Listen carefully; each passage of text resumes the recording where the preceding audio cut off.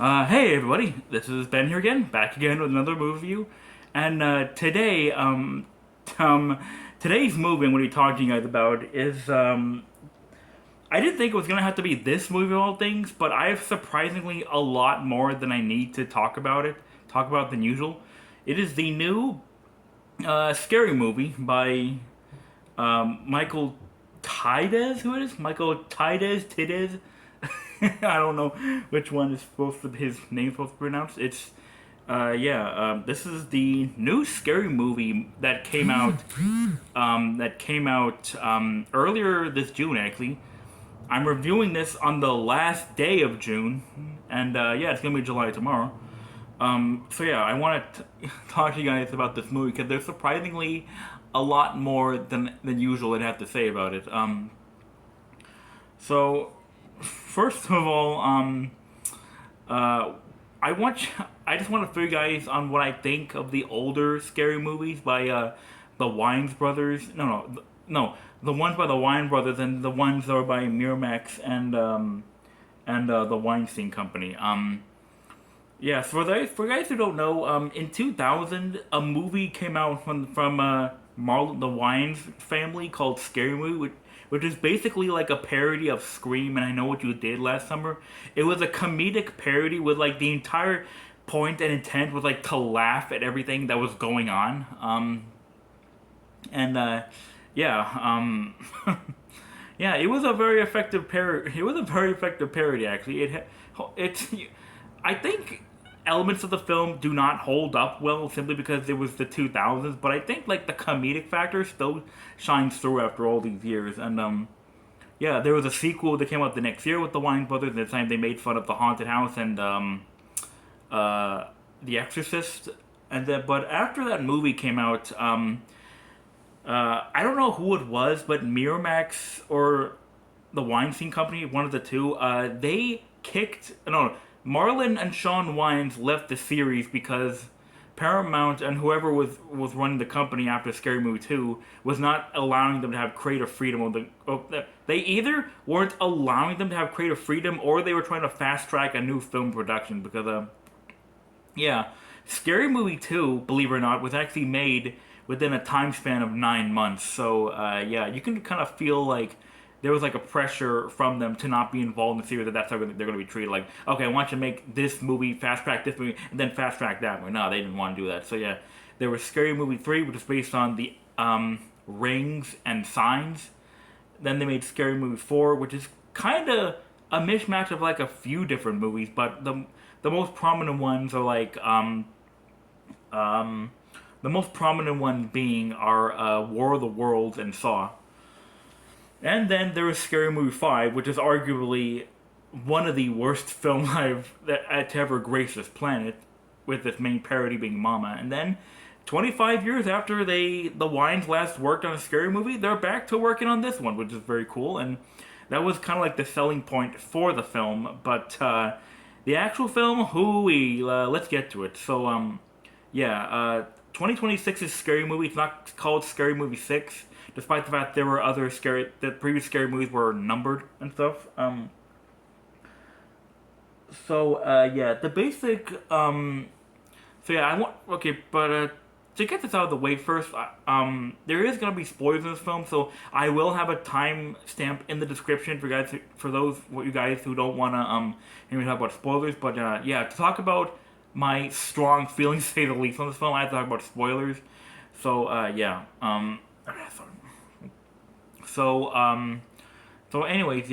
this scary movie is kind of like, this scary movie takes place 25 something years after like the second film, I think, because they're first film, Cindy and her friend Brenda are both like middle-aged moms. They have like these kids and stuff, and Marlon Wines and Sean Wines are also back as Ray and Shorty, and they were great to see back. Like, it was great to see the old gang back together, but there was but the biggest problem. Oh shit, I'm gonna talk about them. But outside of the novelty of seeing the old cast back again and being able to like riff on each other. They don't just bring back Anna Faris, Regina Hall, Marlon, and the Wayans brothers. Yeah, they have a few cast members back from the first movie because this film is like a direct sequel to either the first or second film. They have like Dave Sheridan coming back as Ghostface, Sherry Terry as that one reporter lady. I think John Abrams makes a brief appearance as he makes a brief appearance as Cindy's boyfriend from the first film, and that's just the name of a few of the actors back. So yeah, it was very nice to see those guys on the screen again. But I think the first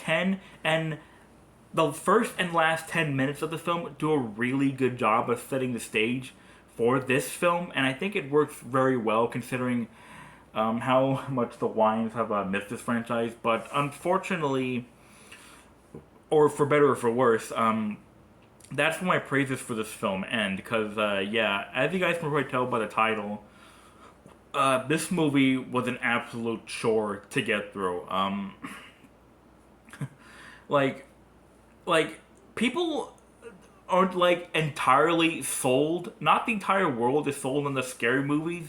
But the one thing I really do appreciate the fact that they try to do is that even though they throw all these rapid fire jokes at you and all these like vulgar like obscenities and like outrageous stunts for like the sole purpose of comedy, they at least have the decency to have like a somewhat interconnected plot between them all. Like the first film, they're just recreating Scream. They do it pretty well. The second film, they're making a basic haunted house movie. I think that also works well.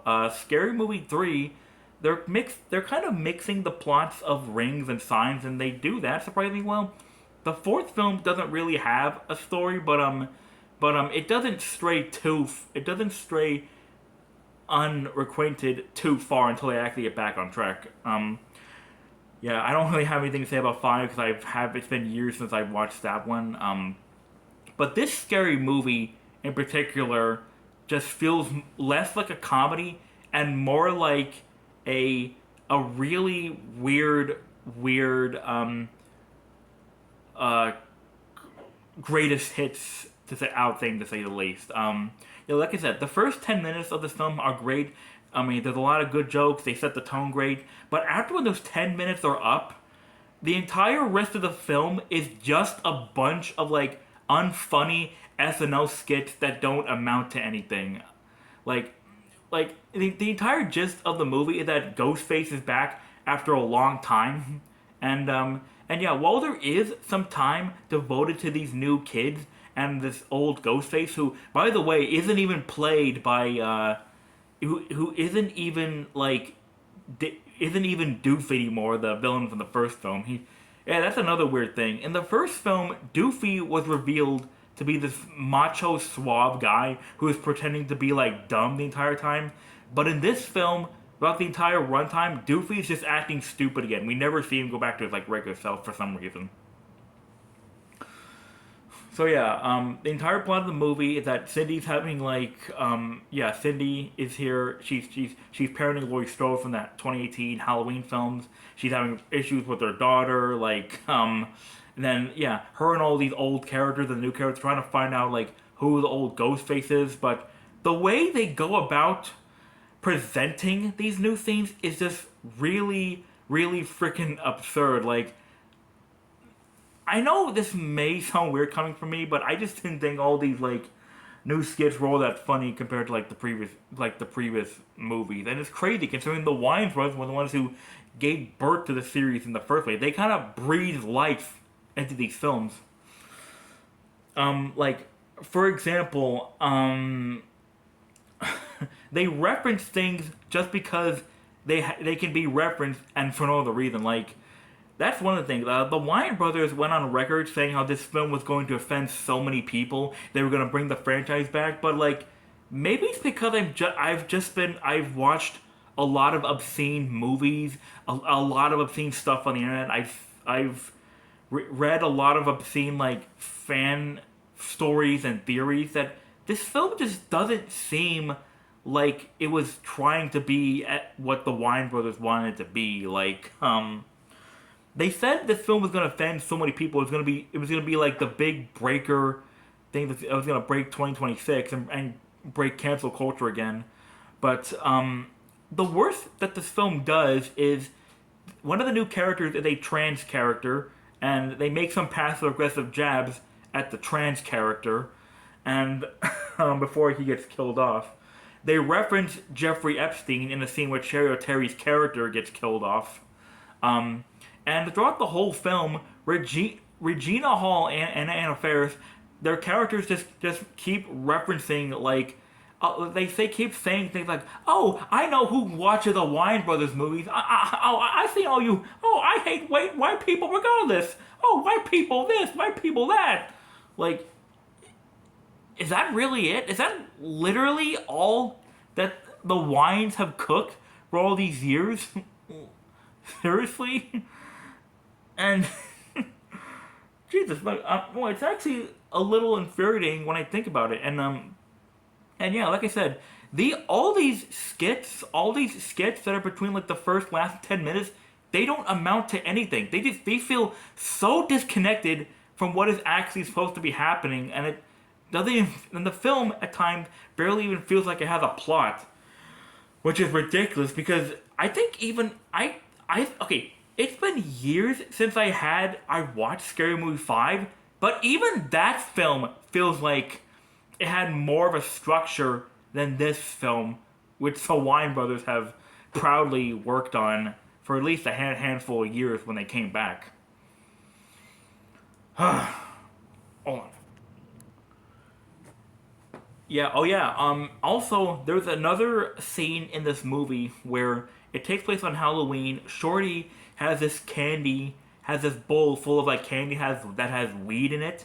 And then one day he notices the candy bowl is missing, so he walks up to someone, I don't know who, he says, hey, yo, where's my candy? Then someone says, oh, I gave it up to the kids. And they said, that has weed in it.